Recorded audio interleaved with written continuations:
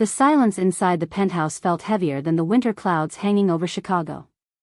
I lay motionless beneath layers of blankets, staring at the ceiling while every breath scraped painfully through my chest. 3 days had passed since I had been strong enough to leave the bed.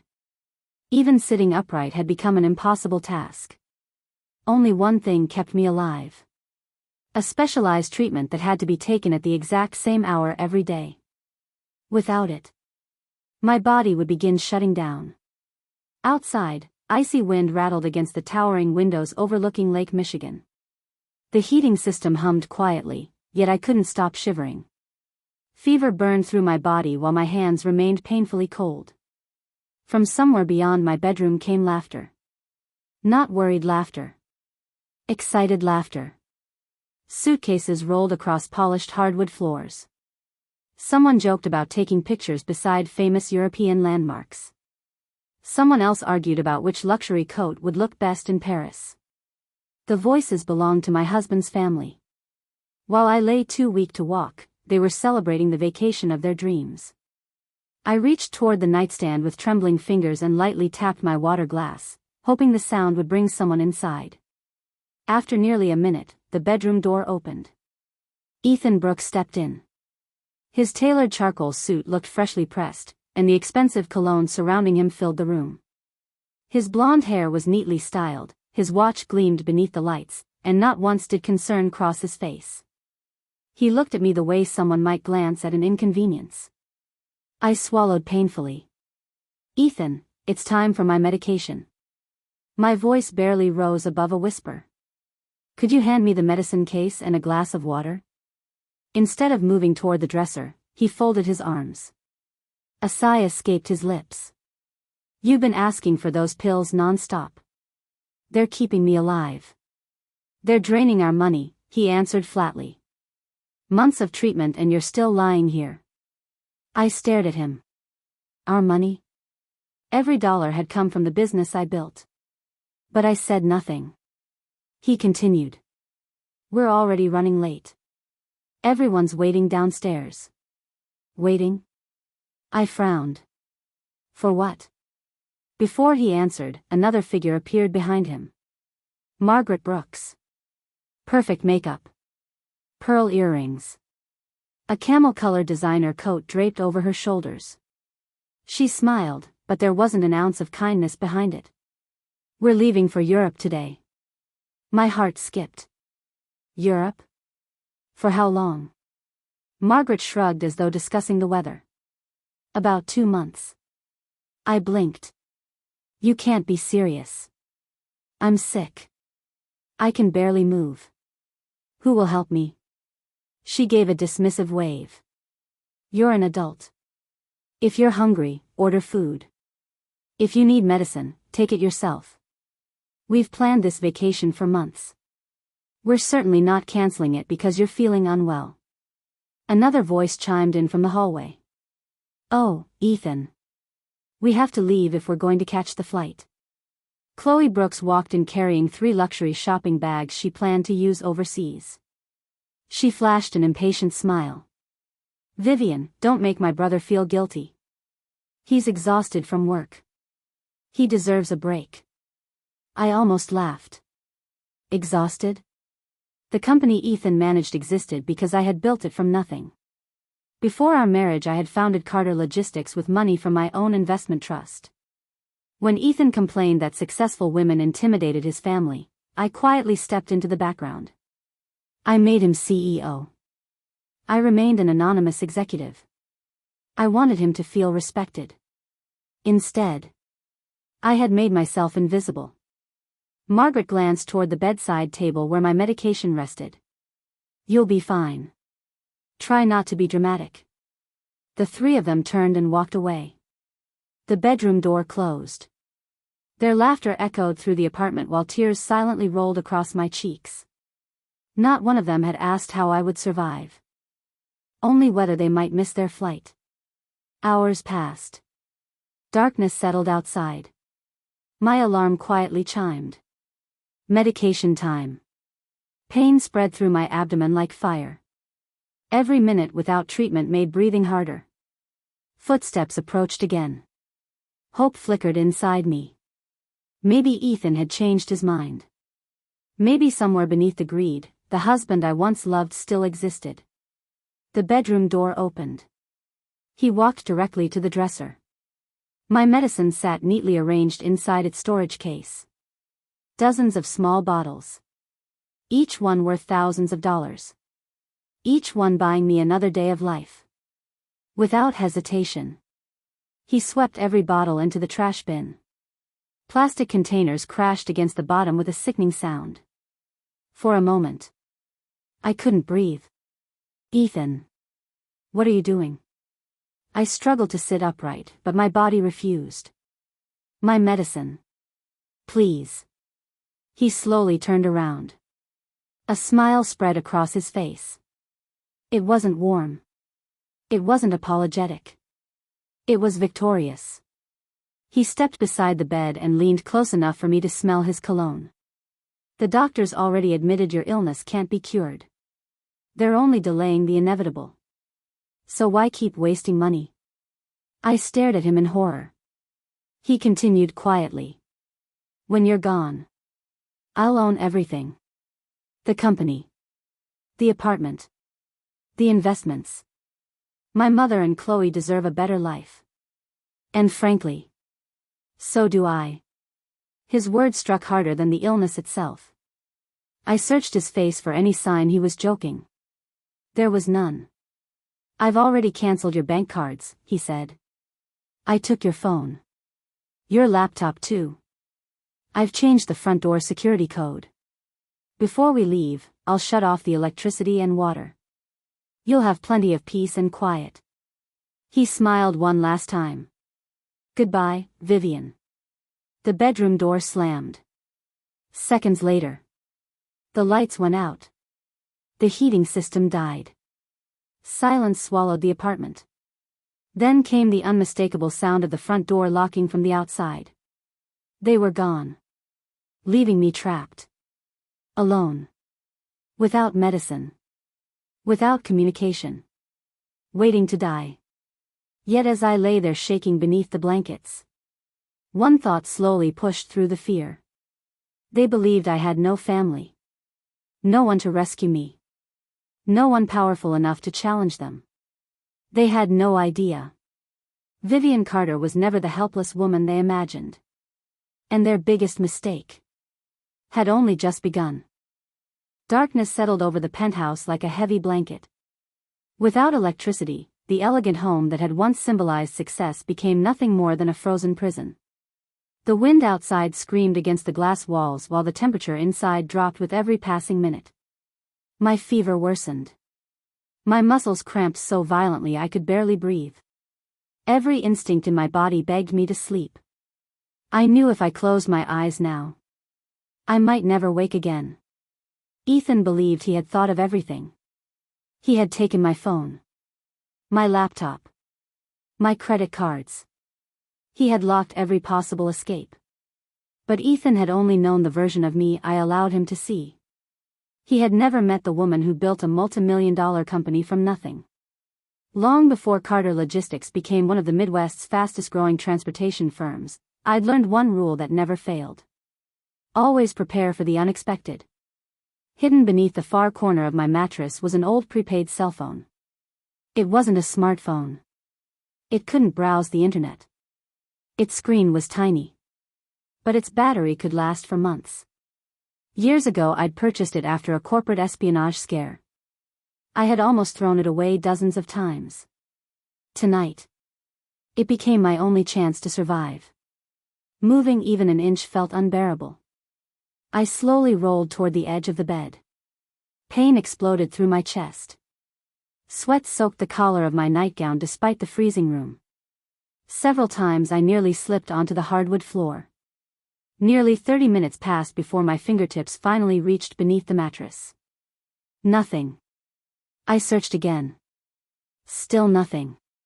My breathing became ragged. No. It has to be here. Another desperate sweep beneath the mattress. Then.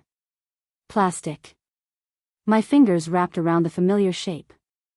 A wave of relief almost made me cry. With trembling hands, I pressed the power button.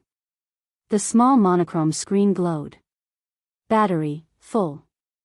Tears blurred my vision. For years I had memorized only one phone number. Not because I expected to use it. Because I prayed I never would. Slowly. I pressed each digit. The call connected. 1 ring. 2. 3. Someone answered. A deep voice spoke calmly. Hello? The sound shattered every wall I had built around myself. Dad. Silence. Then a sharp crash echoed through the phone as if something had fallen onto the floor. Vivian? His voice instantly changed. Vivian, is that really you? I couldn't stop crying. I'm sorry. I'm so sorry. My sweetheart. Richard Carter's voice trembled. What happened? Where are you? Before I could answer, another familiar voice broke through in the background. My baby. Richard, let me talk to her. My mother. Evelyn. I hadn't heard her voice in years. The pain inside my chest suddenly had nothing to do with my illness. I need help. I don't have much time. My father immediately became calm again. Tell me everything. No panic. No wasted questions. Just absolute focus. Taking slow breaths between waves of pain, I explained everything. My illness. The medication. Ethan throwing it away. The electricity. The water. The locked apartment. The new security code. The European vacation. When I finished. The line remained silent for only a second. Then Richard Carter spoke with the authority that had made thousands of executives fear disappointing him. Listen carefully. Do not hang up. We're coming. You stay awake.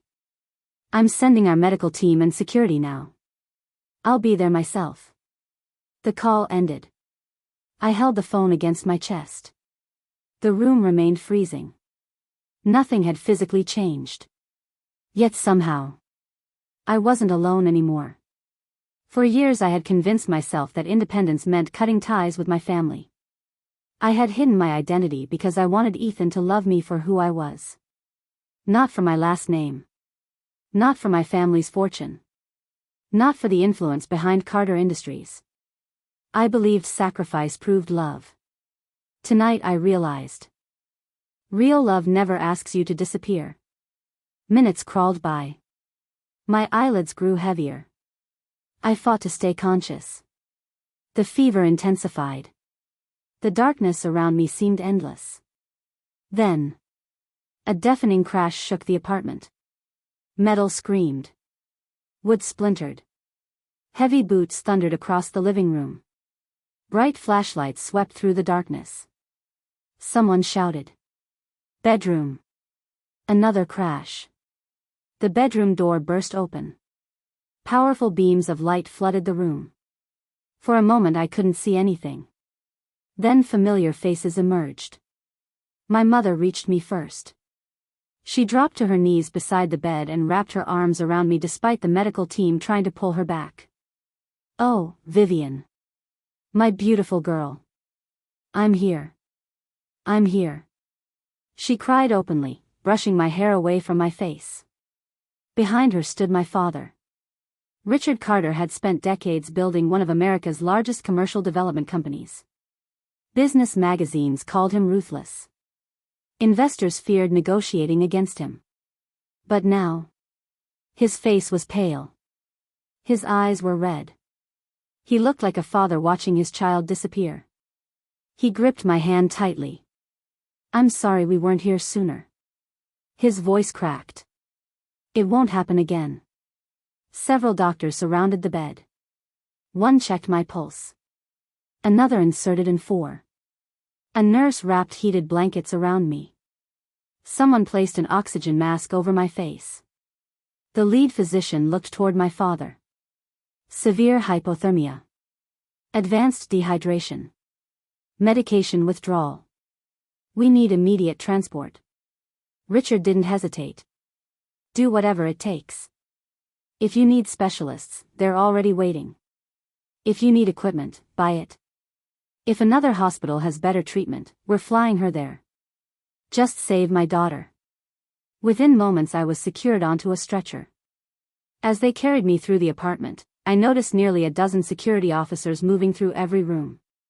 One technician photographed the discarded medication bottles. Another recorded the electrical panel. Others inspected the water shut-off valve. Nothing was being touched without documentation. My father wasn't simply rescuing me. He was preserving evidence. Near the front entrance he stopped. His eyes slowly scanned the dark penthouse. The overturned trash bin. The powerless rooms. The freezing air. His expression hardened. He turned toward his executive assistant. Seal this residence. No one enters. No one removes anything. Collect surveillance footage. Interview building staff. I want every second documented. His assistant nodded immediately. Yes, sir. The ambulance sped through Chicago's empty streets with sirens echoing between skyscrapers. Inside, my mother refused to let go of my hand. She kept whispering childhood memories. Stories about family vacations. Birthday parties. The first bicycle she'd taught me to ride. Anything to keep me awake. My father sat across from us. Silent. Watching the heart monitor. Every beep seemed to pull another year from his face. For the first time in many years, I felt completely safe. Hours later, the doors of the Carter Medical Institute opened. A private team of specialists rushed me directly into intensive care. The battle to save my life had officially begun. And somewhere high above the city, a plane carrying Ethan Brooks and his family was crossing the Atlantic. Laughing. Shopping. Celebrating the fortune they believed was already theirs. None of them knew. Their victim had survived. And every mile separating us only brought them closer to the greatest mistake of their lives. I opened my eyes to warm sunlight filtering through floor-to-ceiling windows. For a brief moment, I forgot where I was. Then the steady rhythm of heart monitors, the faint scent of antiseptic, and the soft hum of medical equipment brought everything rushing back. The penthouse. The freezing darkness. Ethan. The medicine. The betrayal. I instinctively reached toward my chest. The pain was still there, but it had dulled. Instead of fighting for every breath, I could finally inhale without feeling as though my lungs were collapsing. A week had passed. The specialists at Carter Medical Institute worked around the clock, adjusting my treatment and monitoring every change in my condition. Thanks to the medication Ethan had thrown away, replaced immediately by an even more advanced protocol, my body was slowly responding. For the first time in months. There was hope. A gentle knock interrupted my thoughts.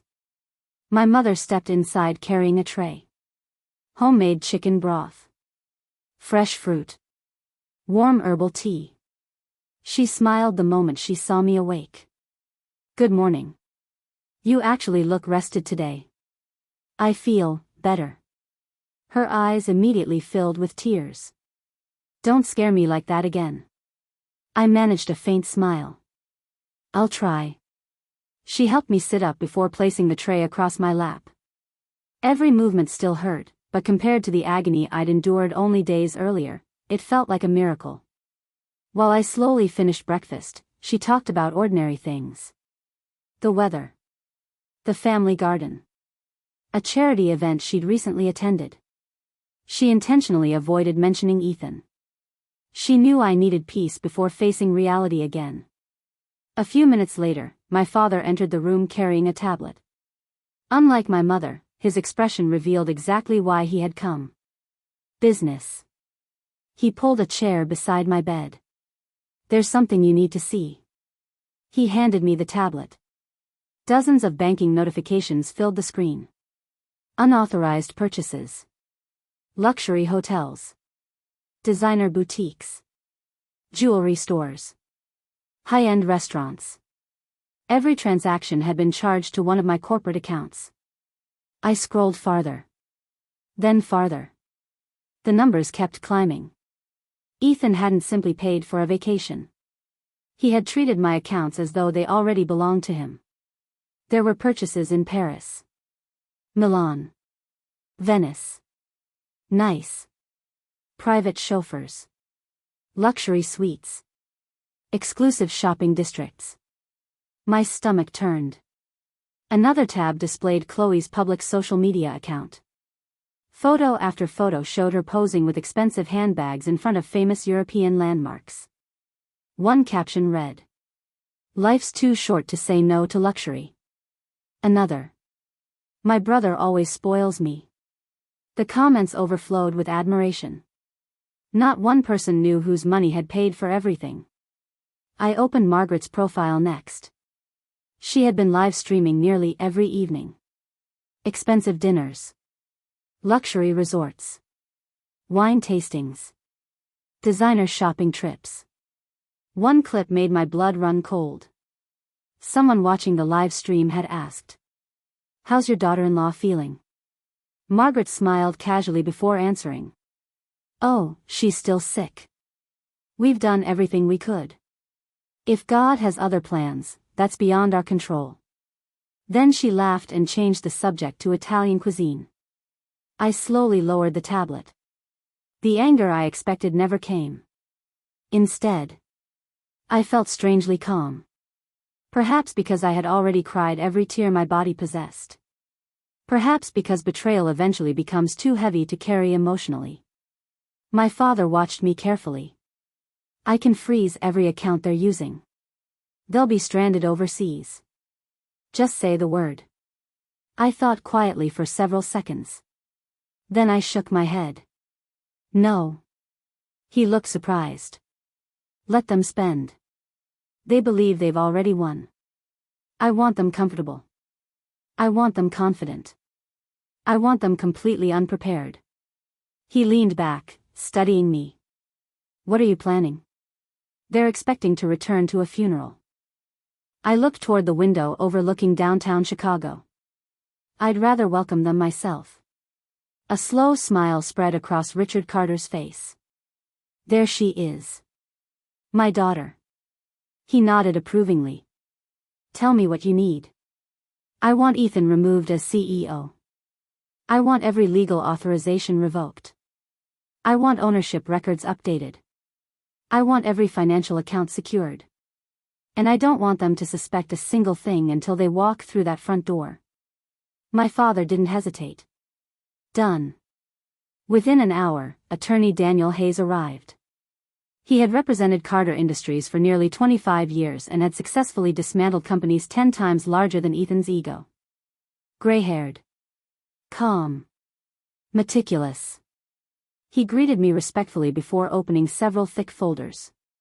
"Miss Carter, I've reviewed every document relating to your marriage, your business, and your personal assets." He adjusted his glasses. "The situation is extremely favorable." He slid the first folder toward me. "The Gold Coast penthouse was purchased before your marriage. It belongs solely to you. The deed has never included Ethan Brooks." Another folder. "Carter Logistics. You personally own 95% of voting shares. Ethan serves only as CEO under a revocable executive appointment. You may terminate him immediately." Another. "The credit cards currently being used overseas are authorized user cards. They can be cancelled instantly." "And the company?" I asked. "No obstacle whatsoever." He smiled slightly. "Legally speaking, Mr. Brooks has far less authority than he believes." A strange feeling settled over me. For years, I had voluntarily surrendered control. Not because I had to. Because I wanted Ethan to feel respected. Every sacrifice I'd made had been unnecessary. Daniel continued outlining the recovery plan. Every signature Ethan possessed would be revoked. Every banking authorization removed. Every company credential cancelled. Corporate ownership records updated. Board resolutions prepared. Employment terminated. Everything would happen quietly. No publicity. No warnings. No confrontation. By the time Ethan landed back in Chicago, his empire would already belong to its rightful owner. Over the following weeks, my recovery became my full-time job. Physical therapy. Medication. Nutrition. Exercise. Day after day, strength slowly returned. I walked farther. Slept better. Laughed again. Meanwhile, Daniel Hayes and my father's legal team quietly rebuilt every layer of my life. New banking accounts. Updated corporate filings. Security upgrades. Asset protection. Everything Ethan believed belonged to him slowly disappeared beneath his feet. And while all of that unfolded, his family continued posting vacation photographs across Europe. They smiled beneath the Eiffel Tower. Shopped in Milan. Relaxed along the Amalfi Coast. Completely unaware. Every luxurious day they enjoyed was bringing them closer to absolute ruin. By the 70th day, my doctors delivered the news I'd waited months to hear. You've responded remarkably well. The treatment is working. We're ready to discharge you. I looked out the hospital window. Snow had melted. Spring sunlight covered the city. For the first time in a long while, I no longer looked like a patient. I looked like the woman Ethan had underestimated from the very beginning. And now, it was finally time to go home. The morning I returned to the Gold Coast penthouse, it barely resembled the place Ethan had abandoned. Fresh flowers filled the living room. The heating system hummed softly. The shattered front door had been replaced with reinforced steel hidden behind elegant walnut panels. Every damaged lock, security camera, and alarm had been upgraded. The apartment no longer felt like a prison. It felt like mine again. As I walked through the rooms, memories surfaced one after another. The dining table where Ethan had once promised we'd grow old together. The balcony where we'd celebrated our first wedding anniversary. The office where I'd signed the documents making him CEO of Carter Logistics. Back then, I'd believed marriage meant sharing success. Now I understood something different. Trust should be earned, not handed over. A soft knock interrupted my thoughts. Marcus Steele stepped inside. Tall, broad-shouldered, and dressed in a dark navy suit, he carried himself with the quiet confidence of someone who never needed to prove his strength. He had spent nearly 20 years leading executive protection teams for Fortune 500 executives before retiring. My father had convinced him to return for one assignment. Mine. Good morning, Ms. Carter. I smiled. You don't have to call me that every 5 minutes. A faint grin appeared. It's a difficult habit to break. He handed me a tablet. Our latest report. I skimmed through several pages. Everything Ethan's family had done during the last 73 days had been documented. Private shopping appointments. Luxury resorts. Chartered yacht rentals. Designer jewelry. Even spa treatments costing thousands of dollars. Every expense had been carefully recorded. Marcus folded his hands behind his back. They're scheduled to land tomorrow morning. I looked up. So soon? Yes.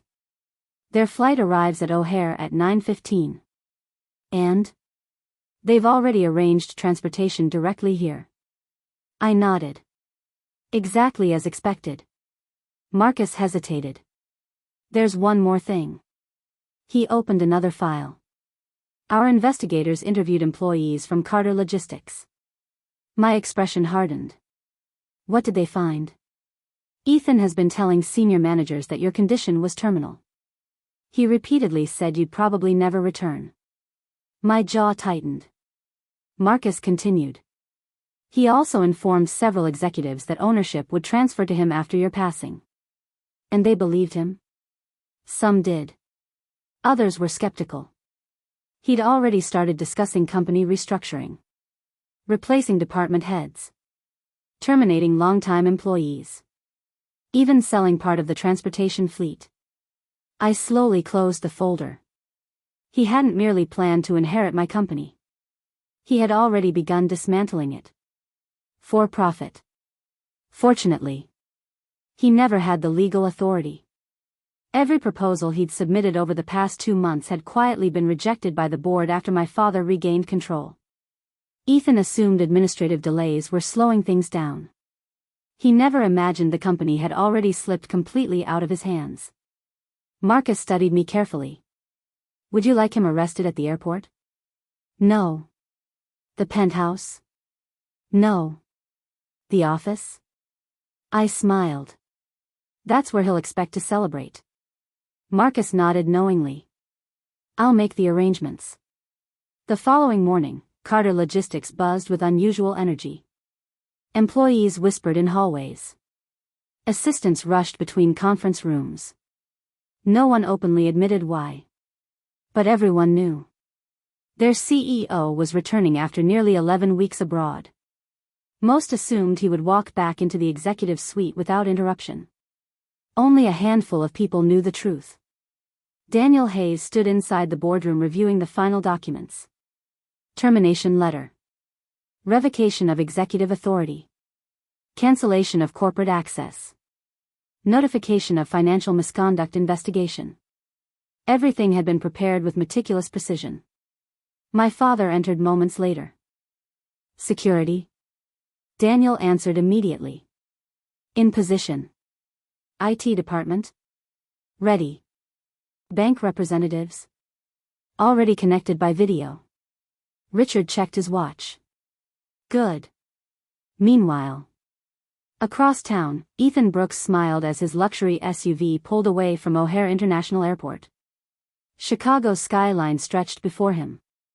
He leaned comfortably against the leather seat while Chloe enthusiastically flipped through photographs on her phone. We should go back next summer, she said. Paris was amazing. Margaret laughed. Only if we stay longer. I still haven't bought everything I wanted. Ethan chuckled. Don't worry. Soon we'll have more money than we know what to do with. His driver glanced into the rearview mirror. Home first, sir. Ethan shook his head. No. Take us straight to Carter Logistics. I've been away long enough. I want everyone to see who's in charge. Margaret smiled proudly. That's my son. You've earned it. None of them noticed the black SUV following several cars behind. Marcus Steele quietly watched the vehicle through tinted windows. Into his radio, he spoke calmly. Target convoy approaching downtown. All teams stand by. Inside Carter Logistics headquarters, employees subtly gathered near windows overlooking the street. Several executives exchanged nervous glances. A receptionist whispered. They're here. The elevator doors downstairs opened. Ethan stepped confidently into the marble lobby wearing an expensive Italian suit purchased during the trip. Margaret walked beside him carrying a designer handbag worth more than many employees earned in months. Chloe filmed everything on her phone. First day back, she laughed. This is going to be iconic. Employees offered polite greetings. None sounded particularly enthusiastic.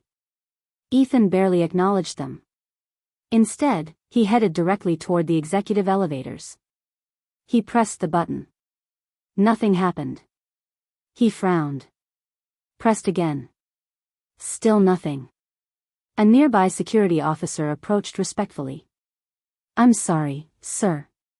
Executive access has been disabled. Ethan laughed.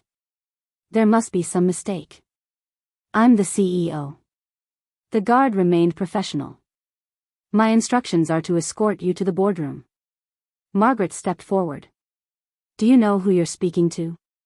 Yes, ma'am. My instructions remain the same. Ethan's smile faded. Fine. I'm sure this confusion will be sorted out in 5 minutes. The guard gestured toward the conference wing. This way. As they walked through the building, something felt wrong. Executives who normally rushed to greet Ethan remained inside their offices. Conversations stopped as he passed. Employees watched quietly. Not with admiration. With curiosity. Almost. Expectation.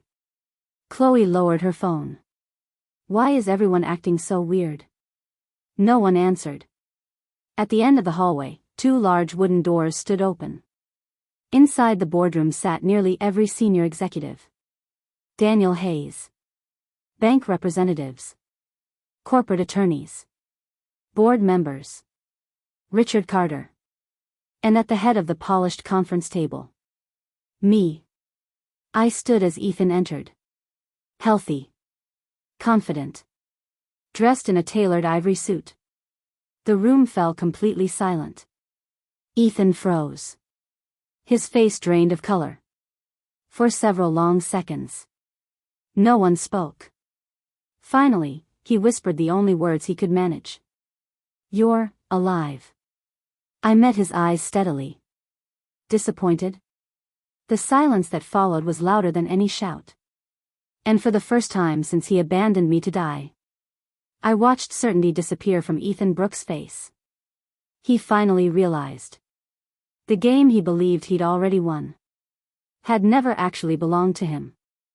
The silence inside the boardroom stretched for several long seconds. Ethan remained frozen near the doorway. His suitcase still stood beside him. Margaret looked from me to my father, then back again, as though trying to convince herself she was seeing a ghost. Chloe's phone slowly slipped from her hand and landed on the carpet with a dull thud. I watched each of them carefully. 3 months earlier, they had left me alone in a freezing apartment with no medicine, no electricity, and no way to call for help. Now, they were the ones who looked frightened. Ethan finally found his voice. Vivian. I can explain. I tilted my head slightly. Really? Which part? The part where you threw away my medication? The part where you locked me inside my own home? Or the part where you expected me to die before you returned? His mouth opened. Then closed again. Margaret stepped forward first. Vivian, sweetheart, you've misunderstood everything. I almost smiled. Sweetheart? That's interesting. I don't remember hearing that word when I begged for help. Her polished smile faltered. We only wanted you to rest. You were emotionally overwhelmed. I looked directly into her eyes. You shut off the electricity. You shut off the water.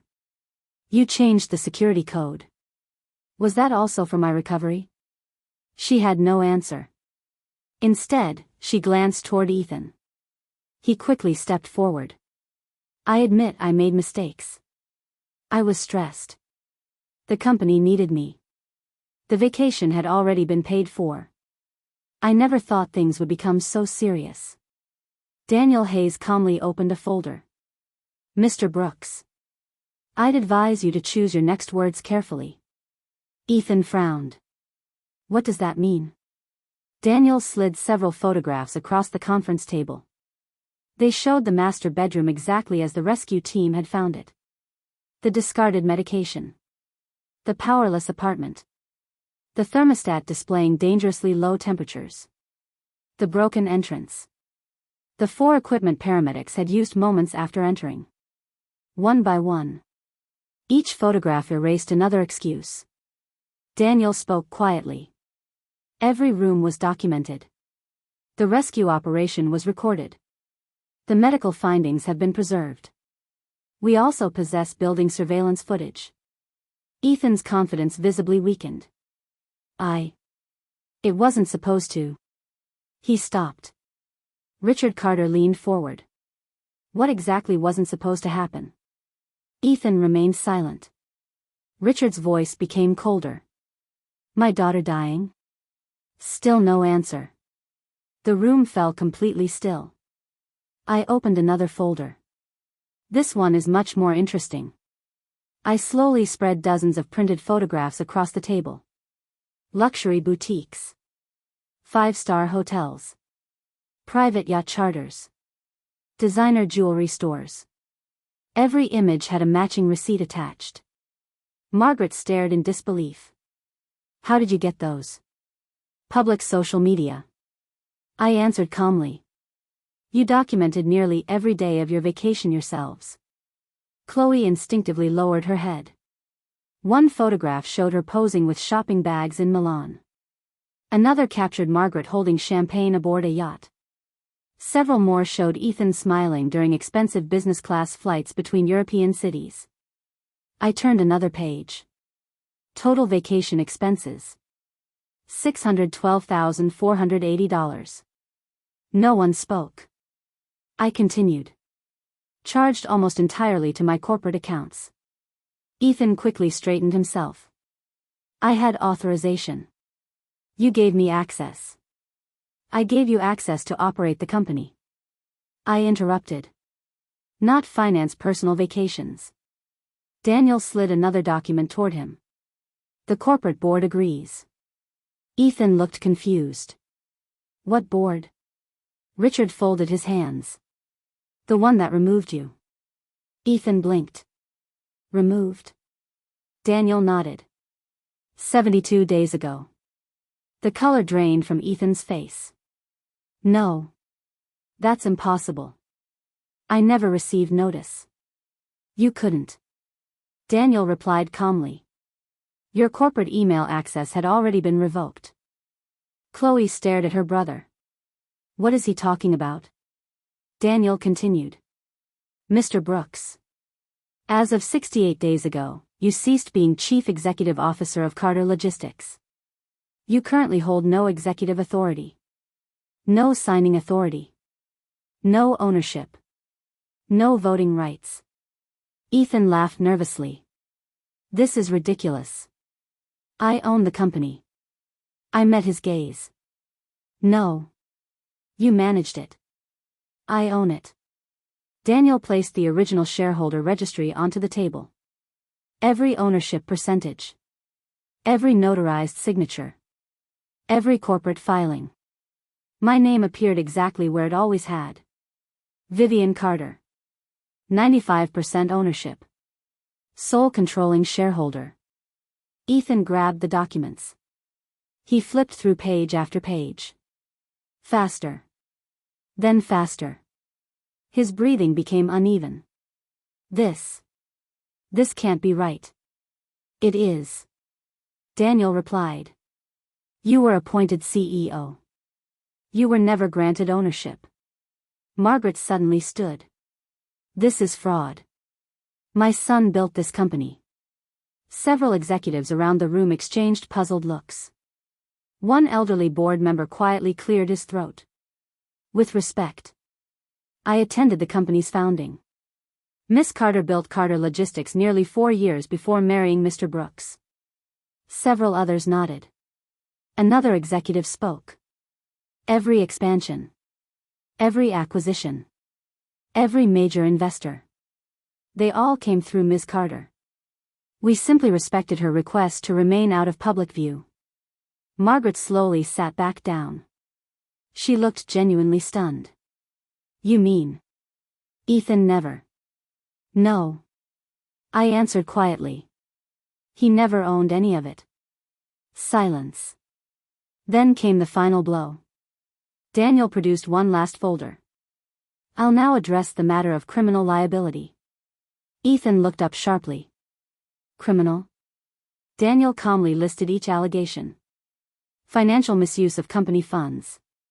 Fraudulent personal expenditures. Abandonment of a medically dependent individual. Destruction of prescribed medication. Unlawful confinement. Attempted unlawful acquisition of assets. Each sentence landed like another hammer. By the time Daniel finished reading, no one from Ethan's family looked capable of speaking. Finally, Ethan forced out one desperate sentence. Vivian. I love you. The room remained silent. I looked at the man I'd once trusted with everything. The man for whom I'd hidden my own success. The man I'd defended countless times. Strangely, I felt nothing. Not anger. Not sadness. Only clarity. You don't love me. I said softly. You love the life you believed you were about to inherit. His eyes filled with panic. Please. We can fix this. We'll start over. I'll do anything. I slowly shook my head. No. You already did everything. I nodded toward Daniel. Finish it. Daniel stood. Effective immediately, Ethan Brooks is terminated from all positions within Carter Logistics. All compensation is suspended pending the financial investigation. Corporate access has been permanently revoked. As for the remaining legal matters. He looked toward the security officers waiting outside the room. They'll proceed according to the evidence. The doors opened. 2 investigators stepped inside. For the first time since entering the building. Ethan Brooks realized this wasn't a misunderstanding. It wasn't a negotiation. It wasn't a family argument. It was the beginning of consequences. And there was nothing left he could do to stop them. The 2 investigators entered the boardroom with quiet professionalism. Neither raised their voice. Neither appeared emotional. One carried a slim leather portfolio. The other held a tablet containing months of collected evidence. Mr. Brooks, the senior investigator said, we need to ask you a few questions regarding the misuse of corporate funds and other allegations currently under review. Ethan forced a laugh. This is absurd. You can't seriously believe any of this. The investigator remained calm. We're not here to debate the evidence. We're here to preserve it. Margaret abruptly stood. My son isn't answering anything. Call our attorney. Daniel Hayes smiled politely. You're welcome to retain counsel. That is entirely your right. He slid another document across the table. In fact, we've already notified your law firm. Margaret frowned. You, what? Daniel folded his hands. They declined representation. For the first time, genuine panic appeared on her face. What do you mean they declined? The senior partners reviewed the evidence this morning. They informed us they have a conflict of interest because Carter Industries has been a long-standing client. Richard Carter said nothing. He didn't need to. His reputation in the business world spoke louder than words ever could. Ethan reached into his jacket pocket and pulled out his phone. I'll handle this myself. He unlocked the screen. Then frowned. His corporate email wouldn't load. Neither would his company messaging app. He tried accessing his executive banking dashboard. Access denied. His face tightened. He quickly dialed his executive assistant. Straight to voicemail. He called the chief financial officer. No answer. The operations director. Nothing. One after another. Every person who had once rushed to answer his calls ignored them. The room remained silent as Ethan slowly realized he had become exactly what he had tried to make Vivian. Powerless. At that same moment, across the executive floor, employees quietly watched through the glass walls. Rumors had spread throughout the building. No one knew every detail. But everyone understood one thing. Something major was happening. Near the reception desk, 2 longtime employees spoke in hushed voices. I always thought Ms. Carter stayed away because she preferred working behind the scenes. I never imagined she actually owned everything. The other nodded. It explains a lot. What do you mean? Remember during the supply chain crisis 2 years ago? The company almost lost its largest client. The contract was saved overnight. We all thought Ethan negotiated it. He shook his head. It was Vivian. I saw her in the conference room that night. She solved the entire issue herself. Another employee joined them. I heard she personally guaranteed payroll during the recession. My department never missed a paycheck. Gradually, story after story surfaced. How Vivian had quietly paid medical expenses for an employee's child. How she'd funded college scholarships without attaching her name. How she'd refused interviews because she wanted the company recognized for its people, not its founder. The more they remembered, the clearer the picture became. Ethan had enjoyed the spotlight. Vivian had done the work. Back inside the boardroom, Daniel opened another folder. We've completed the preliminary financial audit. A large screen illuminated behind him. Columns of numbers filled the display. Every unauthorized expense from the European vacation appeared in chronological order. Luxury hotels. Private transportation. Designer purchases. Exclusive restaurants. Jewelry. Resort memberships. The total remained displayed in bold letters. $612,480. Daniel continued. Our forensic accountants also identified several additional personal expenditures charged to corporate accounts over the past 18 months. The next slide appeared. Luxury watches. Golf club memberships. Custom-tailored suits. Private sporting events. High-end electronics. Another total appeared. $384,900. Margaret slowly lowered herself into her chair. Chloe stared silently at the screen. Ethan shook his head. No. Those were executive expenses. The chief financial officer finally spoke. They were submitted as executive expenses. They were not approved as executive expenses. The difference is significant. Daniel nodded. Mr. Brooks repeatedly bypassed internal accounting procedures. Several invoices were deliberately mislabeled. I never. Ethan stopped speaking. He had noticed something. Every accountant in the room. Every executive. Every board member. They already knew. There was no surprise on anyone's face. Only confirmation. The investigation had clearly been underway long before his flight landed. I remained quietly seated while everyone spoke. Months ago, I would have interrupted. Defended Ethan.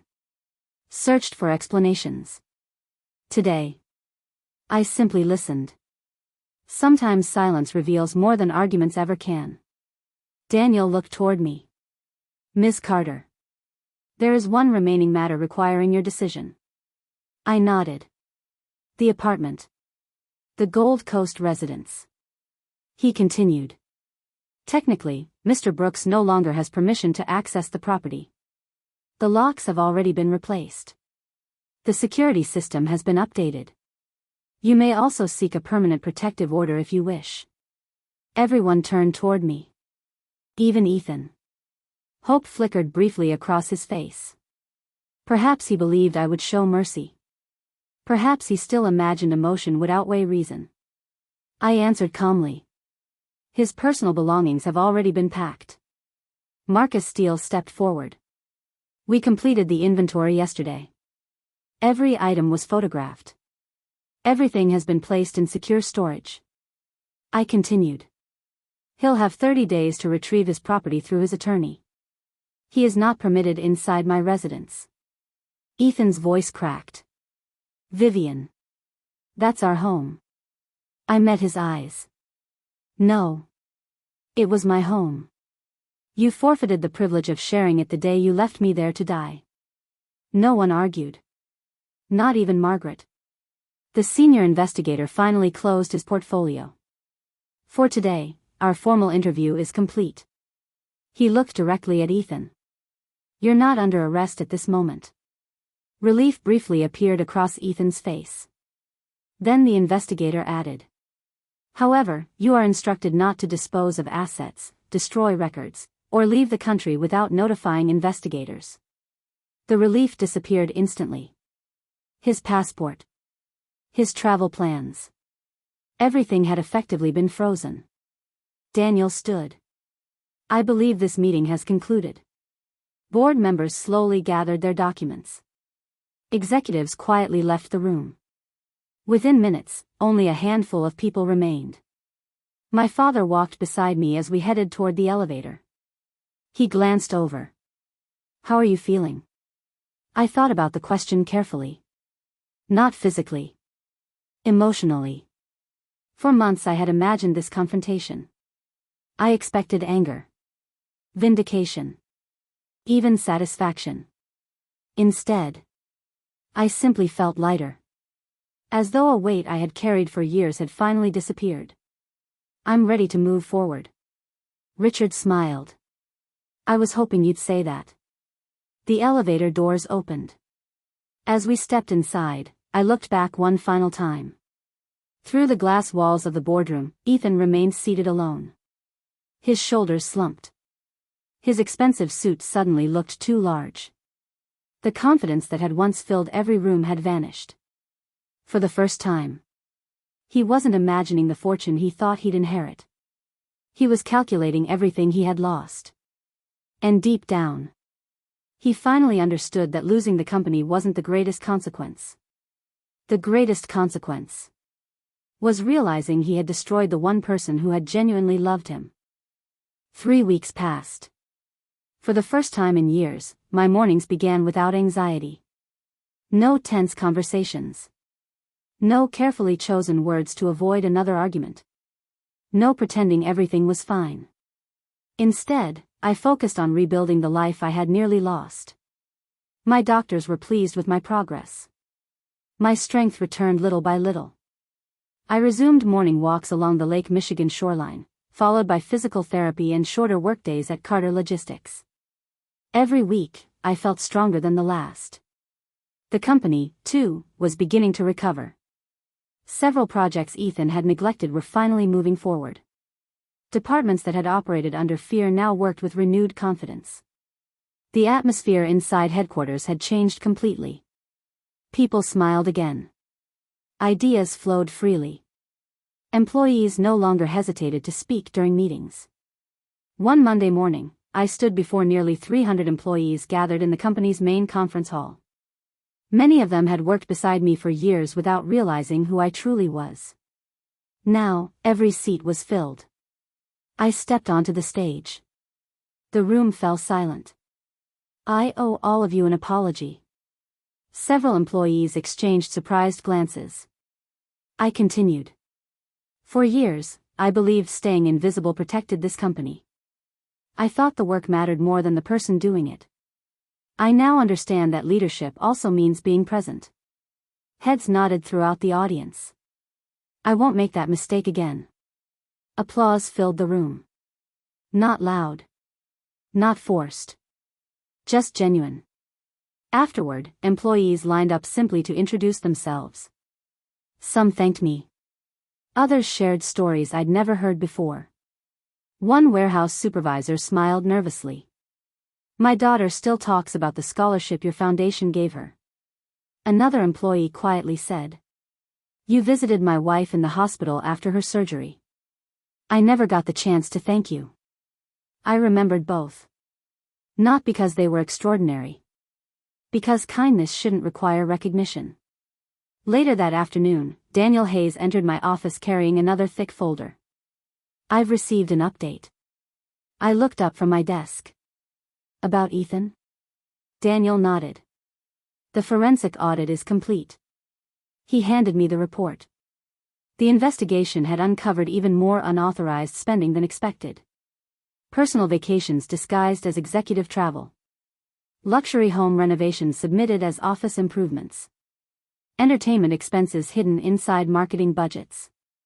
The total financial misuse now exceeded $1 million. I slowly closed the folder. I honestly thought the vacation was the worst of it. So did we. Daniel replied. It appears confidence made him careless. What happens now? The evidence has been forwarded to the appropriate authorities. Civil proceedings have already begun. And criminal? That's no longer our decision. I nodded quietly.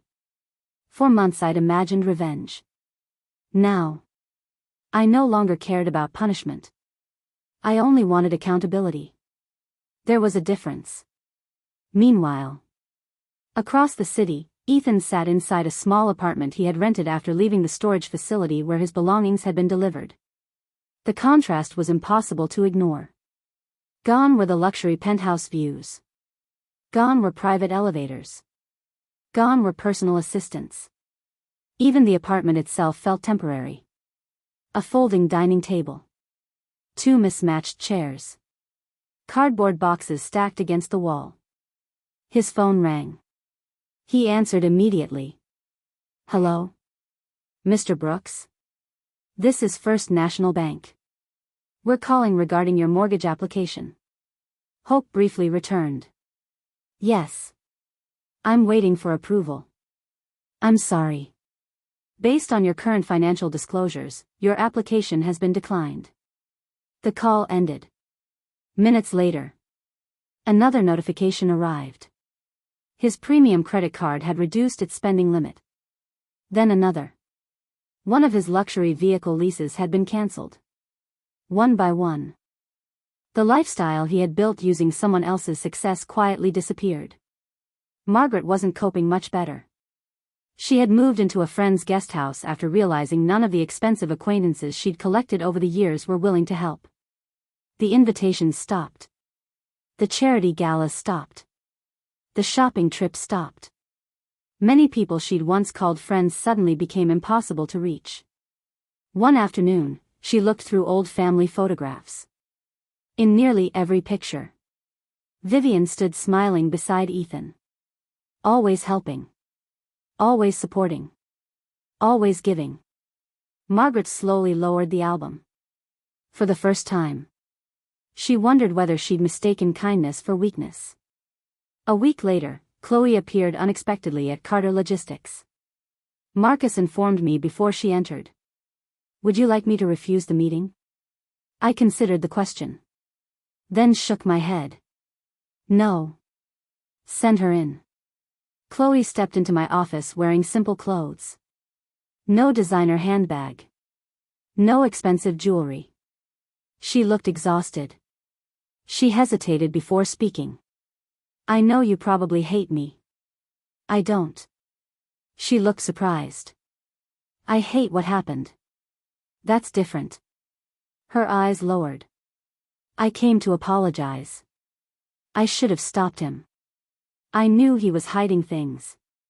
I knew he kept lying. I didn't want to lose the lifestyle. The honesty caught me off guard. She wasn't making excuses. She wasn't blaming Ethan. She was blaming herself. I was selfish. She whispered. I thought money solved everything. Silence filled the office. Finally, I spoke. An apology doesn't erase what happened. I know. But acknowledging the truth is where change begins. Tears rolled down her cheeks. I don't expect forgiveness. I just wanted you to hear that I'm sorry. I nodded gently. I appreciate that. Marcus quietly opened the office door. Chloe paused before leaving. I hope someday you find someone who deserves you. Then she walked away. I wasn't sure whether we'd ever speak again. But unlike Ethan, she had at least taken responsibility. Sometimes. That's where healing begins. That evening, I stood alone on the penthouse balcony overlooking Chicago. The city lights shimmered across the lake. 3 months earlier, I had stood in this same apartment believing my life was ending. Now, it felt as though it was finally beginning. Behind me, my phone rang.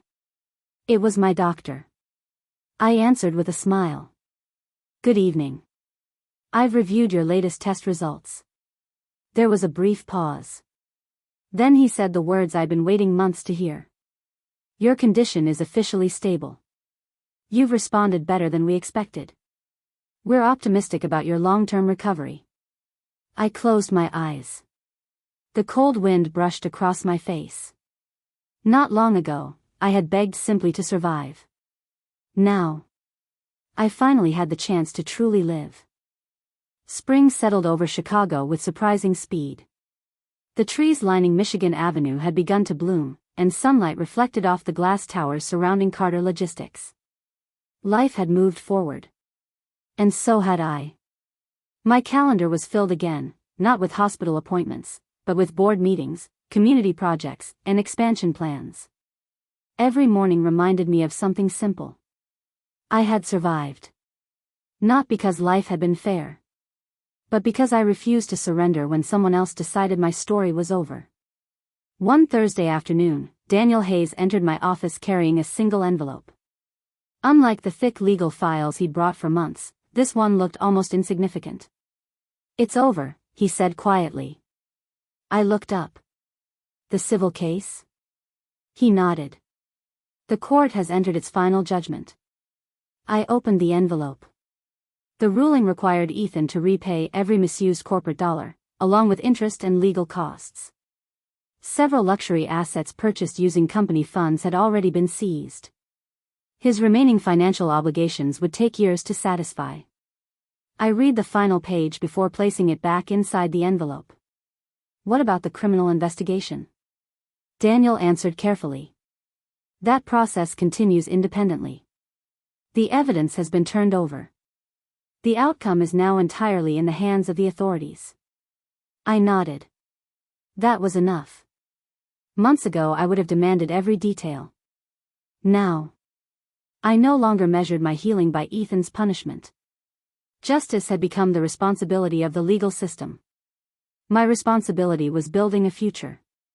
Later that week, Carter Logistics hosted its annual leadership conference. Normally, I avoided speaking at company events. This year was different. More than 500 employees gathered inside the auditorium. Some had worked for the company since its earliest days. Others had joined only recently. As I stepped onto the stage, the room became silent. I smiled. When I founded Carter Logistics, I believed success meant growth. I paused. I thought larger contracts, bigger offices, and higher profits were the ultimate goals. Several employees nodded. I was wrong. And now? You've finally learned strength also means allowing people who love you to stand beside you. I leaned against the railing. I thought independence meant never needing anyone. It doesn't. He looked toward the stars.